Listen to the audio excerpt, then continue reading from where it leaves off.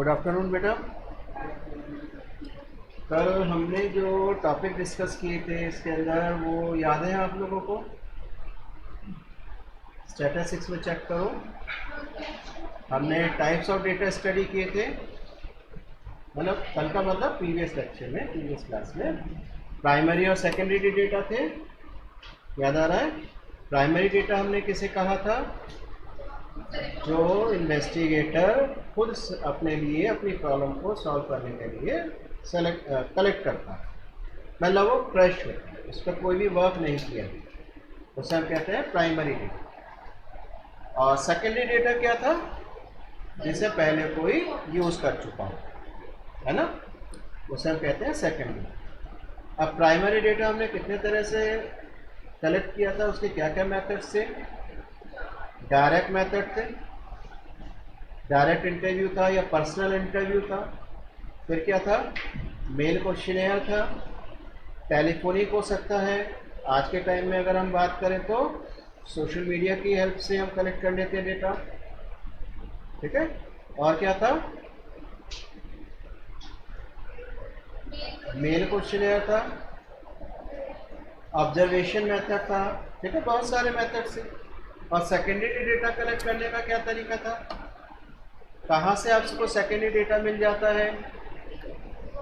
Government agencies हैं, health organisations हैं, private sector है, किसी स्कूल के पास उसका अपना डेटा है, आप उससे कह दीजिए मुझे आप अपना डेटा दे दीजिए, तो आपने वहाँ का डेटा यूज़ कर लिया अपनी प्रॉब्लम को सॉल्व करने के लिए, किसी प्रॉब्लम को स्टडी करने के लिए, ठीक है। इतना काम हो गया, तो डेटा आ गया अब हमारे पास।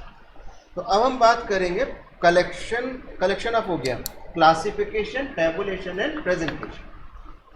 अब मैं एक एग्जाम्पल ले रहा हूँ और उसको सोचिएगा, उसके बाद इस कॉन्सेप्ट को समझिएगा, पढ़िएगा, पूरा कॉन्सेप्ट क्लियर हो जाएगा।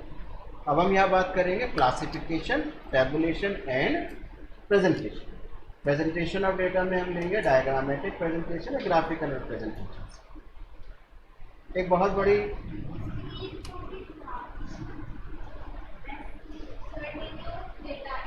Scrutiny of data. Scrutiny of data का मतलब ये होता है, डेटा तो आपके पास आ गया, अब आप उसके ऊपर वर्क करने से पहले ये देखना चाहते हैं वो कितना रिलेवेंट है हमारे लिए, कितना सही है। ऐसा तो नहीं है डेटा गलत और हम वर्क करें बाद में रिजल्ट्स भी गलत आएंगे, तो हम डेटा को एक बार चेक करना चाहते हैं। फॉर एग्जांपल, मैंने एक एग्जांपल लिया भी था कि मुझे एवरेज वेट चाहिए स्टूडेंट्स का। अब किसी बच्चे ने वहाँ पर अपना वेट 155 सेंटीमीटर बता दिया, तो मेरे पास तो 155 एक नंबर आ गया। मैंने उसमें बहुत सारा थे स्टूडेंट, बहुत सारा था, डेटा बड़ा था, मैंने कहा जल्दी जल्दी आप बोलते चले ये मैं नोट करता रहूँगा। एक ने कहा 155, मैंने लिख दिया। अब डेटा किसका है? वेट का। यूनिट क्या मान के चले, तो पाउंड मानोगे या जनरली हम केजी में लेते हैं, ठीक है, हमने यूनिट ले ली केजी। 155 केजी आपने तो डेटा कलेक्ट कर लिया, अब उस पर काम भी स्टार्ट करा, बाद में पता चला ये तो कुछ गड़बड़ हो रही है, 155 डेटा बड़ा है तो कई जगह ऑब्जर्वेशन गलत आ सकती है। तो आप इस डेटा को कलेक्ट करने के बाद एक बार चेक करेंगे कि डेटा हमारे लिए अब सही आ गया या नहीं, तो एक बार हम उसे चेक करना चाहते हैं, तो इसे कहते हैं स्क्रूटनी। जैसे आप कहते हो ना एग्जाम के बाद मार्क्स कम आ गए, स्क्रूटनी भर दीजिए, स्क्रूटनी के लिए अप्लाई कर दीजिए, तो कहने का मतलब क्या, एक बार रिव्यू हो जाए, क्योंकि एक बार डेटा आपने कलेक्ट कर लिया तो ज़रूरी नहीं डेटा आपके पास परफेक्ट आएगा, बिल्कुल जैसा आपको चाहिए। हो सकता है लिखते समय कोई गलती हो गई हो सकता है जो हम चाह रहे थे उससे रिलेटेड इंफॉर्मेशन कम आई हो, तो बहुत सी बातें होती हैं, तो हम कहते हैं स्क्रूटनी ऑफ डेटा, डेटा को स्क्रूटनी कर लीजिए, चेक कर लीजिए। पॉपुलेशन डेंसिटी की हम बात करें तो पॉपुलेशन डेंसिटी कैसे निकालते हैं? Area divided by number of population, है ना। हम ये कहते हैं कि जो यूरोपियन कंट्रीज है वहाँ पॉपुलेशन डेंसिटी कम है, हमारे इंडिया में डेंसिटी ज़्यादा है, इसका मतलब क्या हुआ, हमने 1 किलोमीटर यूनिट मान लिया, 1 किलोमीटर रेडियस में। तो हमारे अगर हम अपनी कंट्री की बात करें तो 1 किलोमीटर में रेजिडेंस कितने हैं, कितने लोग रहते हैं? हमने कहा 1 लाख 1 किलोमीटर में, और यूरोपियन कंट्रीज में रहते हैं 10। कितना डिफरेंस आ गया? है ना?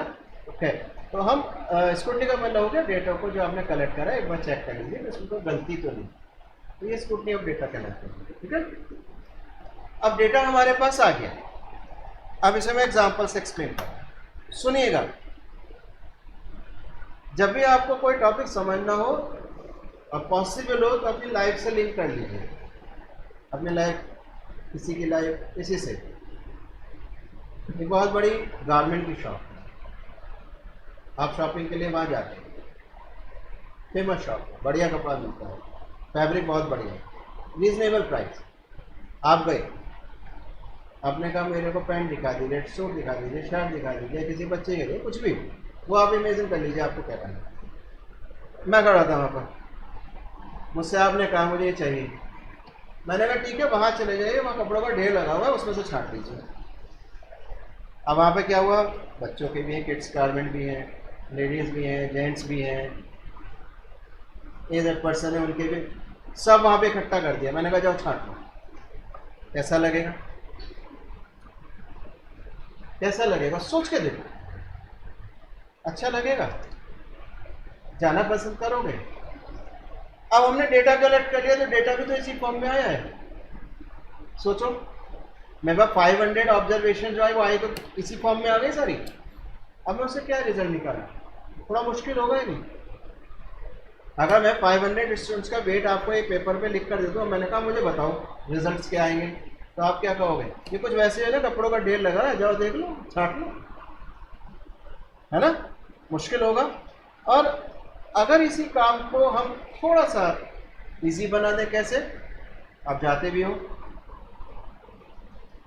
आपको अपने लिए चाहिए, अलग सेक्शन है, मेल्स का अलग सेक्शन है, किड्स का अलग सेक्शन है, होता है नहीं होता? किसी छोटे बच्चे के लिए आपको चाहिए, ठीक है किड्स सेक्शन वहाँ पर है, वहाँ से ले लीजिए। किसी फीमेल को चाहिए, लेडी को चाहिए, तो कहेंगे भाई लेडी सेक्शन वहाँ पर है। आपको चाहिए बॉय, मेल को चाहिए, वो मेल सेक्शन यहाँ पर, यही तो करते हैं। तो हमने क्या करा, है तो सारे वही कपड़े जो इकट्ठे हो गए थे, अब हमने उनको बांट दिया, यानी कि क्लासीफाई किया, क्लासेस में डिवाइड कर दिया, ग्रुप्स में बना। हो गई ये बात ही नहीं। अब हमारे लिए ये काम थोड़ा इजी हो गया। हमने डेटा कलेक्ट करा, वेट का सारा डेटा हमारे सामने आ गया। अब हम इससे क्या इंफॉर्मेशन निकालें, मुश्किल होगा। तो हमने एक काम करा, भाई एक काम कीजिए आप लोग, इन्हें क्लासेस में डिवाइड कर दीजिए। अब क्लासेस आप कैसे भी बना सकते हो, वो आप कीजिए। मैंने कहा बॉयज़ के अलग कर दीजिए, गर्ल्स का अलग कर दीजिए, तो 2 क्लास बन गई। अब जो डेटा इतना बिखरा हुआ था, फैला हुआ था, अब वो क्या हो गया, कुछ इजी सा लगने लगा। होगा ही नहीं, मगर अभी भी थोड़ी मुश्किल हो सकती है। तो आपने क्या करा, एक काम कीजिए, गर्ल्स का बॉयज़ का हमारे पास अलग अलग डेटा आ गया ना, अब इनको फर्दर क्लासेस में डिवाइड कर दीजिए। जिनका वेट 50 हो अलग कर लीजिए, जिनका वेट 50 to 60 उन्हें अलग कर दीजिए। तो अब क्या हो गया, 2 और क्लासेस बन गई। अब काम और ईजी हो गया, है नहीं? अब हम कंपेयर इजीली कर सकते हैं। तो हमने करा क्या, हमारे पास जो डेटा आया वो क्या था, रॉ डेटा था, जिसे हम कहते हैं रॉ डेटा, रफ है हमारे पास भी कोई इन्फॉर्मेशन नहीं। तो हमने उसे एनालाइज करने के लिए उसको क्लासेस में, ग्रुप्स में डिवाइड कर दिया। इसे आप कहते हैं क्लासिफिकेशन। बात क्लियर हो गई? मम्मी ने कहा घर में कोई भी बड़ा है, भाई फेस्टिवल टाइम है, सामान लाना है, तो आप क्या कहोगे, किस टाइप का सामान चाहिए? गारमेंट चाहिए, पूजा का सामान चाहिए, यही तो बोलते हो आप लोग, कहते हो नहीं? कहने का मतलब क्या है, आप क्लासेस की बात कर रहे हो या नहीं कर रहे? तो ग्रॉसरी चाहिए, यूटेंसिल्स चाहिए, बर्तन वगैरह चाहिए, तो अलग क्लास हो गई। गारमेंट चाहिए, अलग क्लास बन गई। उसमें गारमेंट्स, कपड़े किसके चाहिए, बच्चों के लाने हमारे पास हैं, होता है नहीं होता? अब उसमें फिर फर्दर डिवीज़न हो गया, बच्चों का अलग हो गया, बड़ों का अलग हो गया, है तो गारमेंट्स का ही। काम इजी हो गया ही नहीं? हमने कहा सामान लेकर आना है, अब ये तो सारी चीज़ें आ गई इसमें, तो अब क्या करेंगे, उनको क्लासेस में डिवाइड कर देंगे। तो कहने का मतलब ये हुआ एनालाइज करने से पहले डेटा को हम उसको थोड़ा सिंपल बनाते हैं। तो पहला काम हम करते हैं, उनको क्लासेस में डिवाइड कर दिया क्लासेस में डिवाइड। अब इसके बाद हम उनको टेबल फॉर्म में लिखते हैं, जो भी इंफॉर्मेशन आई है उसे टेबल फॉर्म में लिया है। बुक में देखिएगा टेबल बनी हुई है, आप ये देखते रहिए बुक में, ये टेबल बनी हुई है ना, पेज नंबर 13.8 पर इसे चेक करो। तो हमने यहाँ पर क्लासेस कौन कौन सी बनाई है, members of TU, non member, ये तो क्लासेस हो गई। जैसे हमने कहा स्टूडेंट्स के वेट जो हमने मेजर कर रहे हैं, हमने 2 क्लासेस में डिवाइड कर दी थी, बॉयज एंड गर्ल्स। अब इतना काम हो गया, मगर अब क्लासेस तो बन गई, लेकिन अभी भी हम एनालाइज इजीली नहीं कर पाएंगे। तो हम क्या करेंगे, बॉयज कितने हैं, गर्ल्स कितने, उन्हें लिख देंगे, एक टेबल फॉर्म बन गई, नंबर्स आ गए, न्यूमेरिकल वैल्यूज आ गई है उसमें, है या नहीं।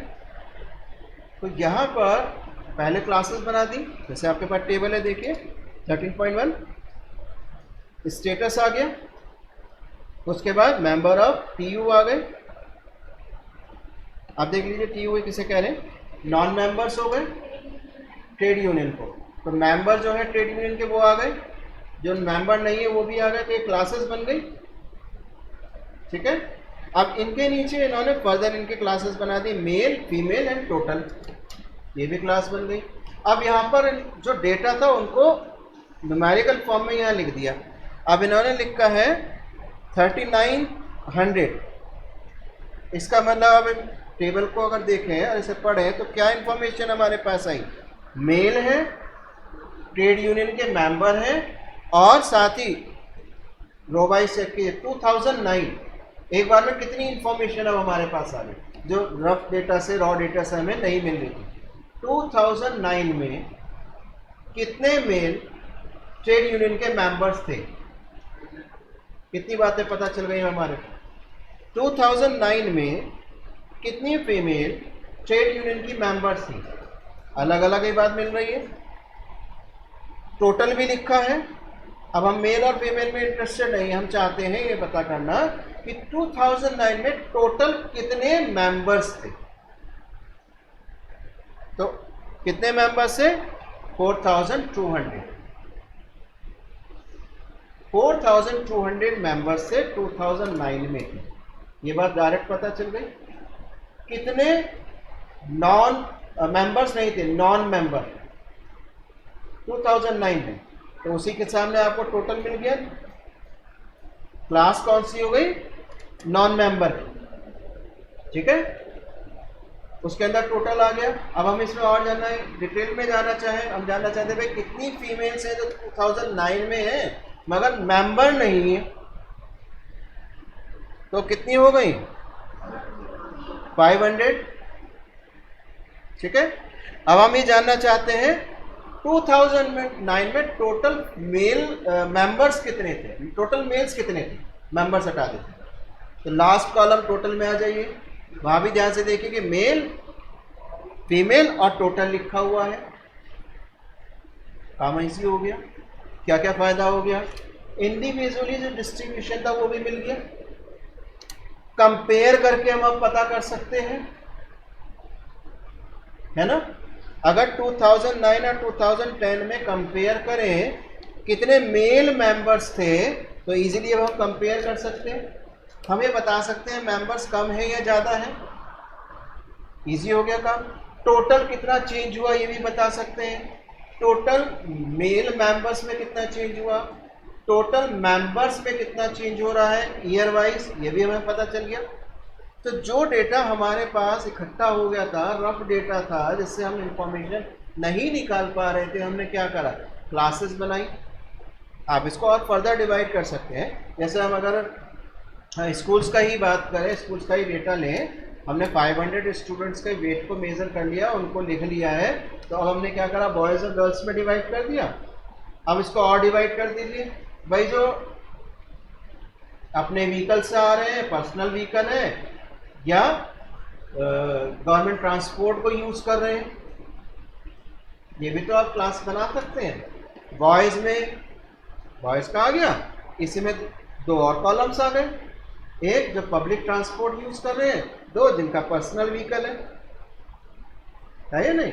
इसी में और डिवाइड कर दीजिए, जिनका वेट मोर देन 50 है वो यहाँ लिख दीजिए, जिनका वेट 50 to 60 वो यहाँ लिख दीजिए। अब जो आपके पास फॉर्म आ गए न्यूमेरिकल फॉर्म, वो क्लासेस के बेस पे आपने क्या करा, सारे वैल्यूज यहाँ लिखते चलेगा, तो आपके पास एक टेबल तैयार हो गई। अब हमारा काम और इजी हो गया।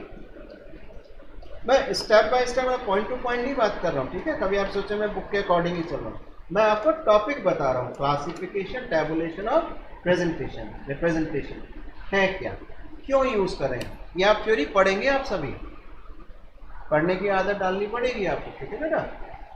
और जो इंपॉर्टेंट पॉइंट्स है वो मैं यहाँ डिस्कस कर रहा हूँ आपके साथ। तो रॉ डेटा जो था हमारे पास, उसमें हमने क्या करा, पहले क्लासेस बनाई और क्लासेस के बेस पर जो हमारे पास न्यूमेरिकल वैल्यूज आ रही थी उनके नंबर्स को वहाँ लिख दिया। फ्रिक्वेंसीज कहते हैं हम इनको। 50 जिनका वेट था, वो कितने बॉयज थे, वो नंबर ऑफ बॉयज हमने लिख दी। यहाँ भी तो ये लिखा है 3900 क्या रिप्रेजेंट कर रहा है, फ्रिक्वेंसी हो गई, याद रखिएगा ये टर्म्स, फ्रिक्वेंसी, वेरिएबल, कांस्टेंट। तो 3900 क्या है, 2009 के आगे देखिए, बुक से देख लो, मैं यहाँ दिखाऊं, बुक में है ना आपके पास। तो 2009 में कितने मेल्स थे, 3900, तो ये क्या हो गई उसकी फ्रिक्वेंसी। इसी तरह से 2010 में नॉन फीमेल मेंबर्स कितनी थी, फिर सुनिए, 2010 में non female member, non member females है, तो 450 हो गई, है ना। कितनी सारी इंफॉर्मेशन अब हमारे को इजीली मिल रही है, काम आसान हो गया। लेकिन एक बात सोचिए, अगर हमारे पास ये टेबल बहुत बड़ी हो जाए, जो जनरली हो जाती है, अब हमारे पास 500 का डेटा नहीं है, 5000 का डेटा है, 5 लाख का डेटा है, या ये कह दीजिए टेबल बहुत बड़ी हो गई, तो अब ये काम और भी मुश्किल हो जाएगा, थोड़ा मुश्किल हो जाएगा। नहीं, इंफॉर्मेशन तो मिलेगी, लेकिन अब हमारे को इंफॉर्मेशन को उसको ढूंढना भी पड़ेगा। जो काम अब इस छोटी सी टेबल में आराम से हो गया, वो काम एक बड़ी सी टेबल में बहुत मुश्किल हो जाता है। होता है या नहीं होता, मुश्किल होगा। तो इस काम को इजी बनाने के लिए हमको ग्राफ्स को यूज करते हैं, डायग्राम्स बनाते हैं। डायग्राम्स से क्या होता है, जैसे ही हम पिक्चर को देखते हैं हमारे को तुरंत पता चल जाता है क्या चल रहा है या नहीं। पिक्चर जो है हमारे माइंड में ज़्यादा समय तक रहेगी, इमेज ज़्यादा समय तक स्टोर होगी, बजाय एक टेबल। आप देखिए आगे इमेजेस बनी हुई है, आपके डायग्राम्स बने हुए हैं, उन्हें भी एक बार देखो। देखिए आगे ये इन्होंने एक डायग्राम बना रखा है फिगर 13.1 में। ये हमारा कहलाता है लाइन डायग्राम। ध्यान से देखिए इन्होंने इसे कैसे ड्रॉ करा है। कोई डेटा था इनके पास, डेटा ऊपर लिखा है एग्जाम्पल में। मेन है आपका जो डायग्राम है वो आपको क्या बता रहा है, उसे ध्यान से देखिए। एक्स एक्सिस पर हमने ईयर्स लिए हैं और वाई एक्सिस पर हमने क्या लिया है, प्रॉफिट्स इन लाख रुपीस। हमने वाई एक्सिस पर प्रॉफिट ले लिया, एक्स एक्सिस पर ईयर ले लिया। अब यहाँ पर 2009 में मान लीजिए प्रॉफिट 5 लाख का, तो ईयर और उसके सामने 5 पर उसे सर्कल कर दिया, ठीक है। इसी तरह से 2010 में मान लीजिए ये था, एग्जैक्ट 10 नहीं है, 8 मान लीजिए। बाकी देखिए एग्जाम्पल में लिखा हुआ 8 लाख प्रॉफिट हुआ था, तो हमने 10 और उसके सामने 8 पे आगे सर्कल कर दिया। इसी तरह से पूरा डेटा प्लॉट कर दिया, ठीक है। अब इन सर्कल्स को एक लाइन से, स्ट्रेट लाइन से कनेक्ट कर दिया, तो ये हमारा बन गया लाइन डायग्राम। अब हमारे को टेबल की जरूरत नहीं है, जो इंफॉर्मेशन टेबल से मिल रही थी वो इंफॉर्मेशन अब हमें यहाँ से भी मिल रही है, और ये ज़्यादा अच्छी तरह से हम बता पाए। अब अगर हम ओवरऑल चेक करें, अगर आपसे ये पूछा जाए, देखिएगा टेबल से जो बात पता नहीं चल रही थी वो डायग्राम से इससे कैसे पता चलेगी। ओवरऑल आपसे पूछे, किसी कंपनी का ये डेटा था, ईयर वाइज प्रॉफिट को हमने प्लॉट कर दिया है, ओवरऑल क्या रिजल्ट मिल रहा है, आप क्या कहेंगे कंपनी की परफॉर्मेंस के बारे में? ओवरऑल चेक करें, ऑन एन एवरेज बात करें, तो आप क्या कहोगे 2009 से 2011 तक इंक्रीजिंग है। बहुत सी बातें पता चले बेटा, ध्यान से समझिएगा मैं जो बोल रहा हूँ। 2009 से 2011 तक इंक्रीजिंग दिखा रहा है, ठीक है। फिर 2012 में डाउन आ गया, और उसके बाद 13, 14, 15 में फिर इंक्रीजिंग हो गया। ये बात तो पता चल गई। तो ओवरऑल हम कहेंगे भाई एक ईयर में लॉस हुआ है, मगर ओवरऑल देखें तो प्रॉफिट में, ठीक है। क्लियर है? क्या इतनी इंफॉर्मेशन मिली हमारे को, और कुछ नहीं पता चल रहा? बताओ और क्या इंफॉर्मेशन मिली आप? यस, किस रेशियो में चेंज हो रहा है, कितना रैपिड ग्रोथ है, कितना तेजी से इंक्रीज हो रहा है। अगर आप 9 to 11 के ट्रेंड को चेक करें इनको, तो 9 to 10 आप देखिए स्ट्रेट लाइन एकदम से बढ़ी, बहुत प्रॉफिट हुआ। लेकिन 10 to 11 में ये डाउन हो गया, यानी कि प्रॉफिट हुआ कम हुआ। 2012 में आके एकदम से लॉस में आ गए, मतलब ये प्रॉफिट डाउन हो गया, जिसे हम कहते हैं लॉस हो गया। ये तो कहते हैं है ये प्रॉफिट, ध्यान रखिएगा। 2012 में अगर 5 लाख है तो है तो ये प्रॉफिट, लेकिन बिजनेसमैन के आंखों से देखोगे तो वो क्या कहेगा, लॉस हो गया। क्यों? 2011 में मुझे प्रॉफिट हुआ था 8 लाख का, अब 2012 में मेरे को प्रॉफिट हुआ 5 लाख का, तो वो नहीं कहेगा 5 लाख का प्रॉफिट हुआ है, 3 लाख का नुकसान हो गया। ये तो कहोगे नुकसान थोड़ी हुआ है, हुआ है। आपको लगता है जितनी भी कंपनीज लॉस में जा रही हैं, अगर आप सही से एनालाइज करें, आपका तो फील्ड है ये, आप तो इस फील्ड में जा रहे हैं, क्या लॉस में है? अगर कंपनी लॉस में है, बहुत सिंपल सा, मैं आपकी फील्ड का नहीं हूँ, मुझे अकाउंट्स में नहीं पता, ठीक है, आप बहुत अच्छी तरह जानते हैं। एक चीज़ सोचिए, बहुत सारी कंपनीज है जो कह रही है हम लॉस में चल रहे हैं, और 10 साल से लॉस में ही चल रहे हैं, कंपनी फिर भी चल रही है। अगर कोई बिजनेस लॉस में है तो कितने समय तक चला सकते हैं? मानते हैं ना? लेकिन कंपनीज आपसे क्या कहती है, कंपनी लॉस में जा रही है। तो लॉस किस सेंस में कह रहे हैं? वो लॉस ये है, पहले प्रॉफिट उनका हो रहा था 8 लाख का, अब उनका प्रॉफिट आ गया 6 लाख, फिर आ गया 4 लाख। प्रॉफिट तो अब भी हो रहा है, लेकिन वो कंपेयर कर रहे हैं प्रीवियस ईयर से, है नहीं? प्रॉफिट तो अब भी है, 4 नहीं थे 2 हैं, प्रॉफिट तो है, लेकिन कंपेयर। तो अब इस ग्राफ, अब ये देखेगा टेबल से ही बात हमें नहीं पता चल रही थी, टेबल को देख के हम ट्रेंड नहीं बता सकते थे, लेकिन जब हमें ग्राफ में ले आए तो एक और इंफॉर्मेशन हमारे पास आ गई, किस रेट से चेंज हो रहा है, किस डायरेक्शन में चेंज हो रहा है, कंपेयर भी कर पा रहे हैं हम इसे। तो हम ये कहेंगे 2012 में लॉस हुआ, या ये कह दीजिए प्रॉफिट कम हुआ, और किस रेट से कम हुआ ये भी हम बता सकते हैं। जो प्रॉफिट पहले इस तरह से था एकदम से डाउन हो गया, सडन चेंज हुआ है ना? जैसे कोविड टाइम में क्या हुआ था, कंपनीज को अनएक्सपेक्टेड था, एकदम से डाउन हो गया, कोई अर्थक्वेक आ गया, कोई जैसे बारिश का टाइम है आपके फ्लड आ गया, उम्मीद नहीं थी, हो गया, तो क्या होता है एकदम से डाउन आ गया। कम फैक्ट्री चल रही थी एकदम से बंद हो गई, प्रॉब्लम आ गई, मैन्युफैक्चरिंग नहीं हो पाई, प्रोडक्शन बीच में रुक गया, तो क्या होगा, लॉस होगा ही नहीं, यानी कि प्रॉफिट तो कम हो जाएगा ना, वो समय पर उसकी डिमांड को पूरा नहीं कर पाएगा, पॉसिबल है क्या?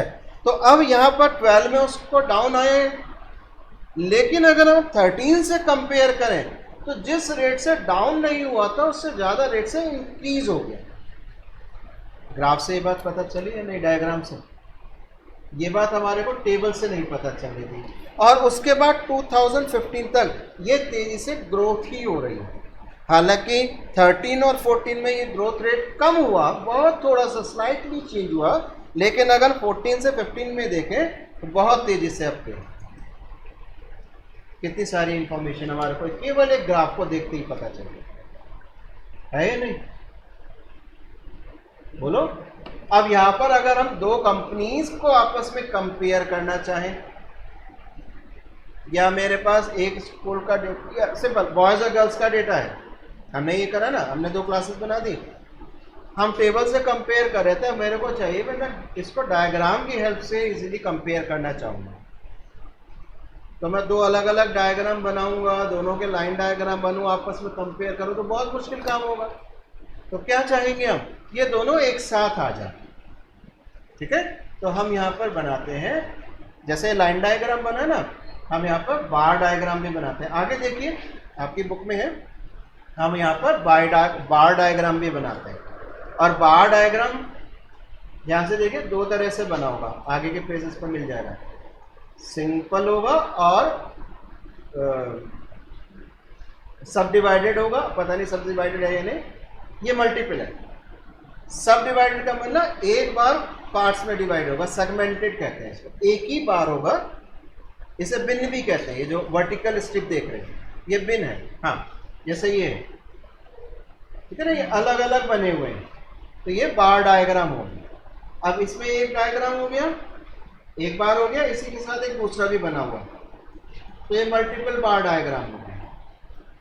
ठीक है, इसी बार को अगर हम पार्ट्स में बांट दें तो ये सेगमेंटेड होता है, हर एक का अपना अपना रोल है। तो आप देखिए जो डेटा इन्होंने लाइन डायग्राम में बनाया था वही अब आपका बार डायग्राम में भी बनाया हुआ है। दोनों कंपेयर कर लीजिए, जो डेटा था लाइन डायग्राम बनाया था उसी का ही बार डायग्राम भी बनाया है, इससे भी हमें वही इंफॉर्मेशन मिल रही है। अब यहाँ नेक्स्ट एग्जाम्पल पढ़िए आप, एग्जाम्पल 13.2, इसमें ईयर है, प्रोडक्शन दिया हुआ है मेट्रिक टन्स में, व्हीट और राइस, जैसे हमने कहा बॉयज एंड गर्ल्स। अब हम ये चाहते हैं ये डेटा हमारे को एक साथ सामने मिले तो हम कंपेयर कर सकते हैं, टेबल से कंपेयर करके बता सकते हैं, थोड़ा सा मुश्किल काम होगा, लेकिन इसी काम को अगर हम लाइन डायग्राम से कर दें, जैसे नेक्स्ट पेज पर देखिएगा, मिल गया एग्जाम्पल व्हीट और राइस पर। अब इसके लिए इन्होंने आगे देखिए, आप आगे नेक्स्ट में देखिएगा पेज पर लाइन डायग्राम बनाया हुआ है, मिल गया, एक आपका डॉटेड है और एक स्ट्रेट लाइन है, मिल गया, हाँ। फिगर 13.3 मिल गया। अब दोनों को अगर आप कंपेयर करें, कंपेयर करना ज़्यादा आसान है। अब आपसे अगर ये पूछे कि दोनों में अगर आप कंपेयर करें तो इंक्रीजिंग, जो इंक्रीज हो रही है प्रोडक्शन वो सबसे ज़्यादा किस में हो रही है, राइस में या व्हीट में? डॉटेड लाइन रिप्रेजेंट कर रही है राइस और कंटिन्यूस लाइन रिप्रेजेंट कर रही है व्हीट, तो इंक्रीजिंग तो दोनों में है, दोनों का ही प्रोडक्शन इंक्रीज हो रहा है ना। सबसे ज्यादा इंक्रीज जो हो रही है प्रोडक्शन वो किसकी हो रही है? राइस की। क्यों बेटा? ये काम अब ग्राफ से ज़्यादा आसान हो गया, और ये भी मल्टीपल लाइन डायग्राम से, क्योंकि एक साथ दोनों हमारे सामने हैं, आराम से चेक कर सकते हैं। और ये तो काम आप लोग बहुत करते हो, क्रिकेट को बहुत पसंद करते हो आप लोग, क्यों बेटा? क्रिकेट तो देखते ही हो, नहीं देखते कोई बुराई नहीं है, देखते हो तो कोई बुराई नहीं है, मगर उसमें ग्राफ्स वगैरह जरूर बनते हैं, चार्ट्स बनते हैं, प्लेयर वाइज भी टीम वाइज भी बनते हैं, नहीं? उन चार्ट्स को कभी स्टडी कीजिए, इसी तरीके के चार्ट्स होते हैं नहीं होते? एक इसके अंदर आगे नेक्स्ट पेज पर आ जाइए, यहाँ एक और डायग्राम बना है, देखिए मिल गया या नहीं? इसे हम कहते हैं, ये बार डायग्राम ही है, ये भी आपका बार डायग्राम है, लेकिन इसके अंदर क्या है, दो बार्स बनाए गए हैं, एक वेरिएबल के लिए, एक दूसरे के लिए, एक व्हीट के लिए, एक राइस के लिए, एक बॉयज के लिए, एक गर्ल्स के लिए। अब ये आपका कहलाता है मल्टीपल बार डायग्राम। अब अगर आप इसको एक कंपेयर करेंगे तो एक तो इंडिविजुअल कंपैरिजन इजी हो गया, मीन्स बॉयज का आपस में, व्हीट का आपस में, राइस का आपस में, एक दोनों में अलग अलग, व्हीट का राइस के साथ, वो भी आप कंपेयर कर सकते हैं, इजीली कंपेयर कर सकते हैं। हो रहा है या काम आसान नहीं? तो हमने स्टार्टिंग कहाँ करी थी, कहाँ से की थी, डेटा कलेक्शन से। पहला काम क्या था, डेटा कलेक्ट किया, फिर अपनी प्रॉब्लम को सॉल्व करने के लिए उस डेटा को हमने क्या करा, क्लासीफाई करा, क्लासेस में डिवाइड करा, उनको क्लासेस में कन्वर्ट करने के बाद डेटा को हमने न्यूमेरिकल फॉर्म में क्लासेस में डिस्ट्रीब्यूट कर दिया, जिसे हम कहते हैं फ्रीक्वेंसी डिस्ट्रीब्यूशन। आगे हम और डिटेल में पढ़ेंगे। तो हमारे पास टेबुलर फॉर्म आ गई। तो जो डेटा हमारे पास पहले फैला हुआ था, बिखरा हुआ था, जिससे हमें कोई इंफॉर्मेशन नहीं मिल रही थी, क्लासेस में डिवाइड करके थोड़ी सी इंफॉर्मेशन आ गई, टेबल में डिवाइड करने के बाद, उनको डिस्ट्रीब्यूट करने के बाद और ज़्यादा इंफॉर्मेशन आ गई। लेकिन कई बार ऐसा भी होता है कि बहुत सारी टेबल्स हों तो एनालाइज करना मुश्किल हो जाता है। जैसे मैंने एग्जांपल लिया क्रिकेट का। अब आपके पास 5 टीम्स हैं, अब 5 टीम्स के टेबल आपको बना के देती, इंडिविजुअल प्लेयर के आपको उनके स्कोर आपको दे दिए, तो अब कंपेयर करना बहुत मुश्किल होगा टेबल वाइज। तो हम क्या करेंगे, हम चाहते हैं उनको ग्राफ में या डायग्राम में रिप्रेजेंट कर दें। डायग्राम का मतलब सिंपल पेपर में, अगर आप ग्राफ में प्लॉट करोगे तो ग्राफिकल हो जाए, वहाँ स्केलिंग वगैरह सब होगी प्रॉपर, वहाँ से और ज़्यादा इंफॉर्मेशन आपको मिल जाती है। तो डायग्राम से हमें क्या पता चला, किस तरह से चेंज हो रहा है, किस रेट से चेंज हो रहा है, कंपेयर करना हमारे लिए आसान हो गया। तो हमने कौन कौन से डायग्राम्स बनाए, लाइन डायग्राम, बार डायग्राम, मल्टीपल बार डायग्राम, मल्टीपल लाइन डायग्राम, और एक बनता है पाई चार्ट। नेक्स्ट एग्जांपल में इन्होंने बनाया हुआ ना पाई चार्ट, ध्यान से देखो। पाई चार्ट हमने कैसे बनाया, एक सर्कल लिया, एक सेंटर लिया, रेडियस ड्रॉ कर दी। लेकिन अब ये ड्रॉ कैसे करी, इसका तरीका टेबल में ध्यान से देखिए। आपके पास सोर्स क्या क्या है, custom, excise, income tax, corporate tax, miscellaneous, ठीक है। रेवेन्यू हमारे को दिया हुआ है, डिटेल में जो है वो एग्जांपल आप पढ़ लीजिएगा। फिलहाल जो टेबल से हमें पता चल रहा है, अब हमारे को डिटेल में अभी जाने की जरूरत नहीं पड़ रही, टेबल से ही हमें इंफॉर्मेशन मिल रही है कि हमने जो क्लासेस लिए वो कौन कौन से लिए, सोर्स के लिए, कहाँ से डेटा आ रहा है, किस तरीके का आ रहा है, उसको फर्दर डिवाइड कर दिया, कस्टम में, एक्साइज में, इनकम टैक्स में, कॉर्पोरेट टैक्स में और मिसलेनियस में। उसके बाद हमने लिया रेवेन्यू, हर एक जो आपके क्लासेस है उसमें कितनी वैल्यूज आ रही।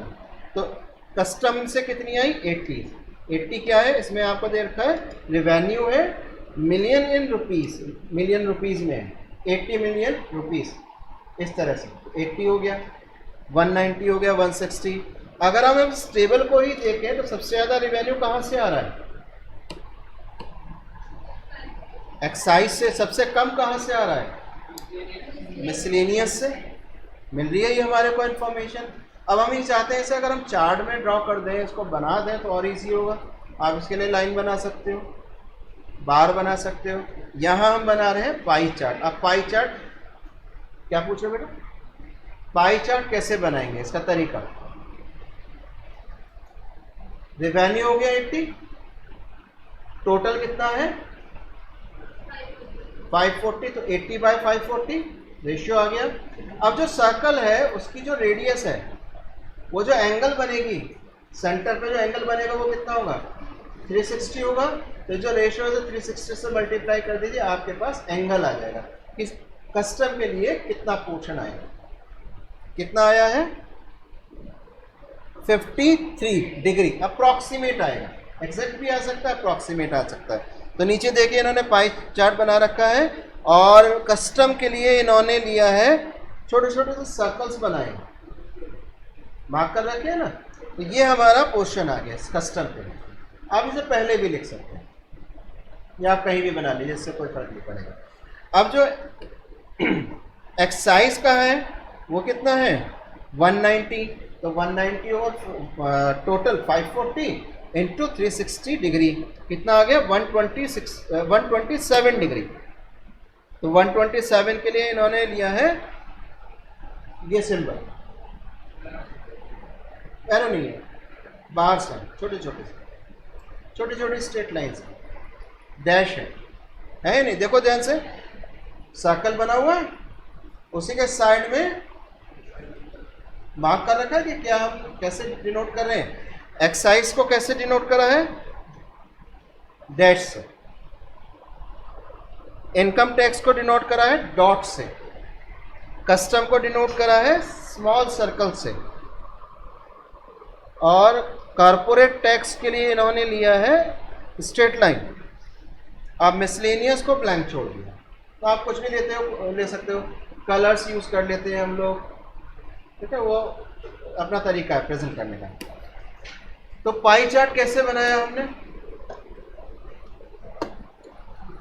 एंगल निकाले, कैसे निकाले एंगल, हर एक क्लास की frequency divided by total frequency, total frequency यानी जितनी फ्रिक्वेंसी से सबका सब, ये क्या है 80, अब यहाँ फ्रिक्वेंसी ना कह के हम इस वैल्यू कह रहे हैं, फ्रिक्वेंसी हम आगे डिस्कस कर लेंगे। तो 80 divided by total revenue, class का revenue divided by total revenue into 360 degree. 360 degree क्यों लेंगे, क्योंकि जो सर्कल है उसमें जो सेंटर पर एंगल बनेगा पूरा वो कितना होगा 360। ये तो जानते हो ना, इतनी ज्योमेट्री तो आपको पता है, तो रेशियो को मल्टीप्लाई कर दीजिए, वो आपके पास एंगल आ जाएगा, उसे आप प्लॉट करें, ठीक है। आप देखिएगा कई जगह आपको एक पाई चार्ट मिल जाएगा, ऐसा कहते हैं पाई चार्ट। यहाँ तक क्लियर हो गया। बस एक छोटी सी बात और डिस्कस कर लेते हैं टेबल के अंदर, कि टेबल के इम्पॉर्टेंट उसकी कैरेक्टरिस्टिक्स या इम्पॉर्टेंट पॉइंट्स उसमें क्या क्या होते हैं। टेबल में आ जाइए, जो हमने स्टार्टिंग में फर्स्ट टेबल ली थी वहाँ आ जाइए, फिर आप बुक से इसे डिटेल में पढ़िएगा, मैं यहाँ इसे एक्सप्लेन कर रहा हूँ। और इसी से ऊपर प्रीवियस पेज पर देखिएगा टेबुलर रिप्रेजेंटेशन और टेबुलेशन, चेक कीजिए, मिल गया।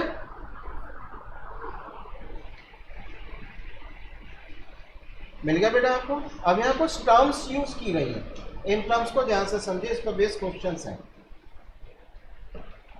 सेकंड पॉइंट ध्यान से पढ़िए इसके अंदर, A table under consideration should be divided into caption, box head, stub and body। ये टर्म्स क्या हैं, पढ़ लिया है आपने। अब टेबल को ओपन कर लीजिए, नेक्स्ट पेज पर है।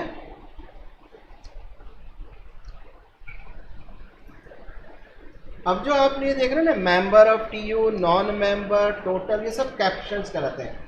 कॉलम्स नेम, कॉलम नेम्स कहते हैं, ठीक है, ये हमारे कहलाते हैं कैप्शन। फर्दर इनको डिवाइड कर दिया, और कॉलम्स में मेल फीमेल ये सब है।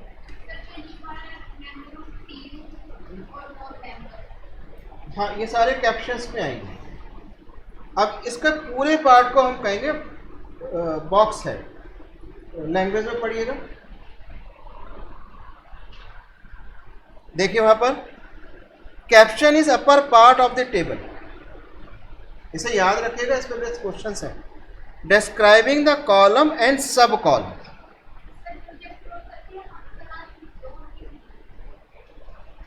लिखो वहां पर।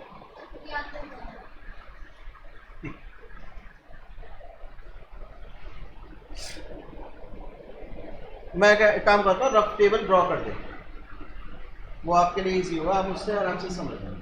इस टेबल में हो सकता है कुछ चीजें ना भी, मैं भी हो गया, करें विजिबल हो गया। देखिए हम एक टेबल बना लेते हैं, आप अपनी टेबल से इसे चेक करते रहिएगा। जब हम टेबल बनाते हैं, कभी भी आप टेबल देखिए तो सबसे पहले टेबल नंबर होता है, टेबल का नंबर क्या है। आप देखिए आपके इस टेबल में भी नंबर लिखा हुआ है, क्या लिखा है, क्या मतलब हुआ इसका, क्या रिप्रेजेंट, क्या बता रहा है टेबल। 13.1 से क्या मतलब, 13 एक्सरसाइज, 13 एग्जाम्पल या 13 आर्टिकल, उसकी फर्स्ट टेबल। क्लियर हो गई बात। तो पहले आता है टेबल नंबर,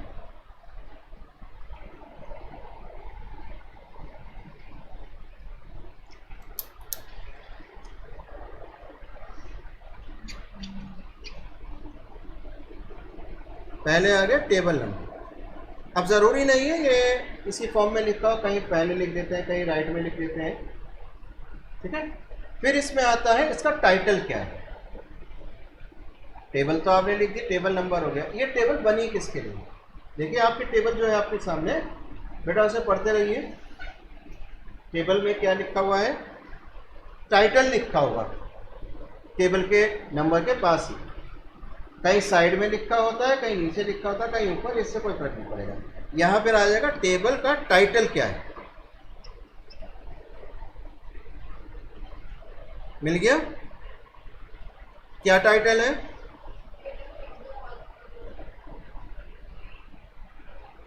क्या कह रहे हो बेटा? हाँ, तो आपके पास टेबल नंबर है,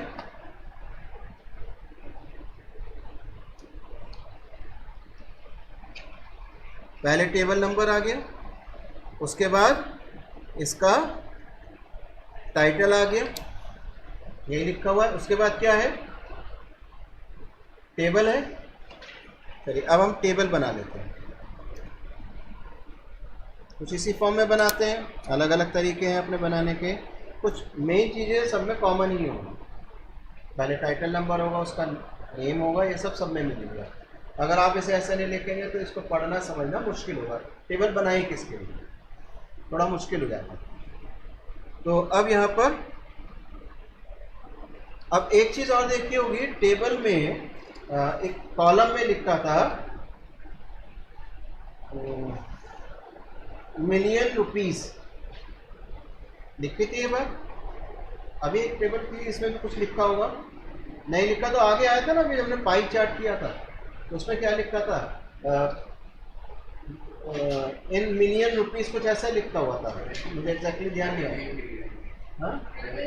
रेवेन्यू इन मिलियन रुपीस, तो रेवेन्यू था, अब यूनिट क्या रही थी? In million rupees. तो कई बार हम यहीं पर इसको बात को यहाँ लिख देते हैं। कोई इंपॉर्टेंट पॉइंट हमें लिखना है कि जो नंबर्स हम यहाँ लिख रहे हैं वो क्या इस फॉर्म में लिए जाएंगे। हमें कह देंगे in kg, in pound, in centimetre, per thousand, ये सब हमें लिख दें ताकि हमारे को जब हम पढ़ें तो हम उसे आराम से पढ़ पाएँ, समझ पाएँ।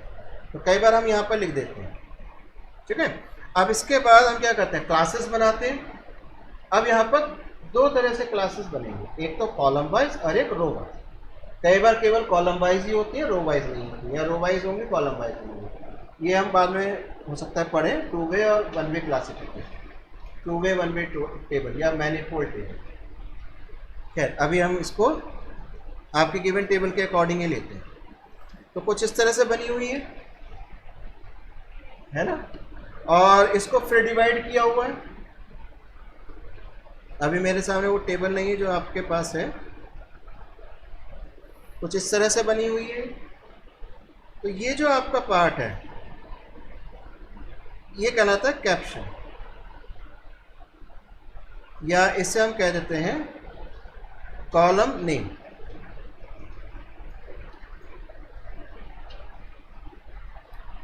ये हो गया कैप्शन। पढ़ते रहिएगा थ्योरी भी, ठीक है। अब ये सिंगल भी हो सकता है, जैसे रिवेन्यू का केस लिया हमने।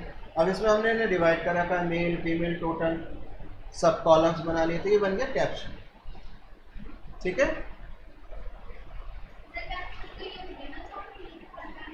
हाँ हाँ, ये पूरा पार्ट कैप्शन है।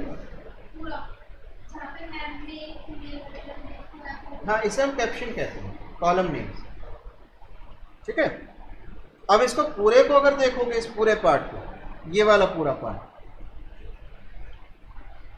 तो इसमें एक वर्ड यूज हुआ है बॉडी, बॉडी टैग। बॉडी क्या लिखा है? बॉक्स है। बॉडी ये वाला पार्ट आ गया, ये बॉडी है, ये पूरा पार्ट बॉक्स हेड हो गया, ये पूरा बॉक्स हो गया, ठीक है। कैप्शन इसके अंदर आ गए। अब इसके अंदर फर्दर डिवीजन हो गया कॉलम वाइज, ठीक है। अभी नहीं, स्टेप पे भी पाऊंगा। ये बात क्लियर हो गई कैप्शन वाली। अब जो रो वाइज आप डिफाइन करेंगे वो हमारे कहलाते हैं स्टब। रो वाइज जैसे हमने लिखा था ना रेवेन्यू के केस में, कस्टम, इसी में देखो, इसी टेबल में 2009 2010 लिखा है ना, ये हमारे कहलाते हैं स्टब, ये स्टब एंट्रीज। सिंगल की बात नहीं कर रहा, रो में जो आप देखें ये वर्टिकल है कॉलम, ये रो है, ये हमारे कहलाते हैं स्टब। बेटा लैंग्वेज भी पढ़ते रहो, जल्दी समझ आ जाएगा। उसी सेकंड पॉइंट में सब बातें लिखी है, पढ़िए आप उसको। मिल गया, स्टब वाला पार्ट मिल गया।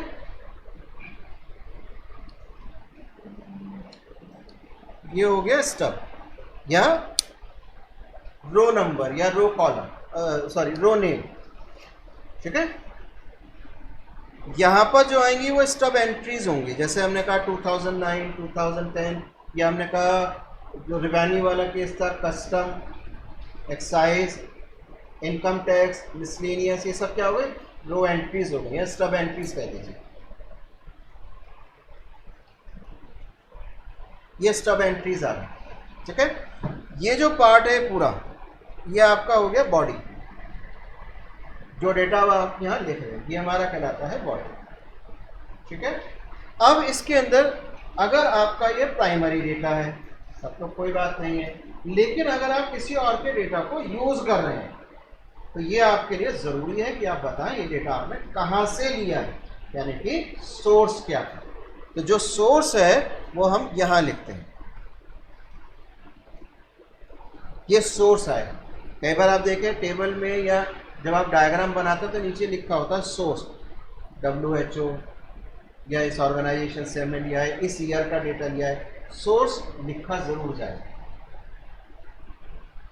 क्यों लिखेंगे, मैंने उसको पढ़ा और मुझे उसे क्रॉस चेक करना हो तो मैं उस डेटा को मैं भी यूज करके देख सकूँ। अगर उस सोर्स को नहीं लिखेंगे तो वो रिलायबल नहीं माना जाएगा। ये माना जाएगा अपनी प्रॉब्लम को सॉल्व करने के लिए, अपनी प्रॉब्लम को, अपनी बात को जस्टिफाई करने के लिए आपने मैनिपुलेट करना, तो सोर्स जरूर लिखा जाता है। और सेकेंडरी डेटा जो आप यूज़ करो उसमें आप मैनिपुलेट कर नहीं पाओगे, वो तो जैसे डेटा मेरे को मिलेगा वैसे ही आपको भी मिलेगा। हाँ, उसको करने का तरीका हम दोनों का अलग अलग हो सकता है, आप अलग तरीके से कर रहे हो, मैं अलग तरीके से करो, वो चीज़ें, मगर डेटा सेम आए। तो मेरे को अगर कुछ चेक करना है, डाउट है, मान लीजिए मैंने डेटा कलेक्ट करा 500 स्टूडेंट्स का, एक स्कूल का डेटा कलेक्ट करा और मैंने कहा भाई जो मेरे पास जो रिजल्ट आ रहा है, मैं ये कहूँगा जो एवरेज वेट आया है स्टूडेंट्स का वो एवरेज वेट 80 है। तो इसका मतलब क्या होगा, ऑन एन एवरेज सभी मोटे हैं, यही तो कहोगे। स्कूल का मतलब 12th स्टैंडर्ड हो गया, 10th का हो गया, किसी को भी अब ले लीजिए। तो एक क्या आपको इन्फॉर्मेशन आई, आपको एक डाउट होगा कि भाई एक बार चेक करना जरूरी है। मैंने कहा 150 आ गया और 80 की जगह 150 कर दिया, इजीली एक्सेप्ट करना मुश्किल है। तो क्या करेंगे आप, भाई आप मुझे अपना डेटा दीजिए एक बार, मैं भी चेक करूँ। मैंने कहा मैं आपको डेटा नहीं दूंगा, जहाँ से मैंने लिया है वहाँ से ले लीजिए। तो अब मैं क्या करूँगा उसमें, या आप क्या करेंगे उसमें, आपके जो एनालाइज किया उसमें टेबल आई होगा, टेबल में आपने डेटा का सोर्स लिख दिया होगा, मैं जाके वहाँ से सोर्स से ले लूँ, जैसा आपने लिया वैसे मैंने। तो यहाँ पर सोर्स लिखा जाता है। दूसरी बात, अगर हमें कोई इंपॉर्टेंट पॉइंट भी लिखना हो तो कई बार क्या करते हैं, हम एस्टिक लगा देते हैं, हैश लगा देते हैं। आप अपने इसको करते भी हैं, जब आप अकाउंट्स का काम करते हैं एस्टिक मार्क कर देते हैं किसी के आगे, यानी कि स्पेशल पॉइंट कुछ आपको बताना हो। तो वहाँ हम क्या कहते हैं, यहाँ पर फुटनोट डाल देते हैं। पढ़ा है ना आपने फुटनोट, तो यही हम लिख देते हैं फुटनोट। भाई मैंने कहा यहाँ पर इनकम टैक्स का लिखा है तो मैंने यहाँ एस्टिक लगा दिया, अभी सिंबल मार्क कर दिया, कोई भी नोटेशन लगा दिया, कुछ भी लगा सकते हैं। अब इसका मतलब ये हुआ कि भाई यहाँ कुछ इंपॉर्टेंट पॉइंट है जो बताना चाह रहे हैं इस पर्टिकुलर एंट्री के लिए, इस पर्टिकुलर क्लास के लिए। तो मैं क्या करूँगा या आप क्या करोगे, नीचे देखोगे भाई इसको क्या बताया, उस वहाँ मैंने लिख दिया भाई नॉट एक्यूरेट। अब आप उसी के अकॉर्डिंग पढ़ोगे और इस बात को अगर ना लिखा जाए तो एक्यूरेट मान के करोगे, है ना। तो यहाँ पर अगर कोई इंपॉर्टेंट इन्फॉर्मेशन हमें देनी हो तो वो हम यहाँ लिख देते हैं। ये काम आप हर जगह करते हो, कोई पैराग्राफ लिख रहे हो वहाँ आपको लिखना है तो क्या नीचे लिखते हो, पेपर में नीचे देखते हो ना लाइन ड्रॉप की होती है, नीचे फुटनोट सोर्स लिखा होता है या नहीं। तो यहाँ पर टेबल जब हम बनाते हैं तो ये दोनों चीज़ें भी ध्यान रखते हैं कि अगर ज़रूरी है तो लिखी जाए। ये बात क्लियर हो गई। अब सेकंड पॉइंट को ध्यान से पढ़ लीजिए, कोई डाउट हो तो क्लियर करेंगे।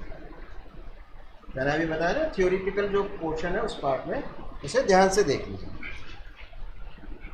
अब box had entire upper part of table which includes columns and सब कॉलम्स, नंबर, यूनिट्स, ये जितना भी पोर्शन था ऊपर का ये सब आपका बॉक्स साइड में चला गया। Stub is left part of table providing the description of row, यानी कि रो एंट्रीज जो बता रहा हूँ वो हमारा क्या हो गया, स्टब।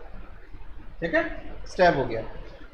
और बॉडी क्या हो गया, मेन पार्ट आ गया जहाँ न्यूमेरिकल फिगर्स आए। बताओ बेटा अब ये बात क्लियर है?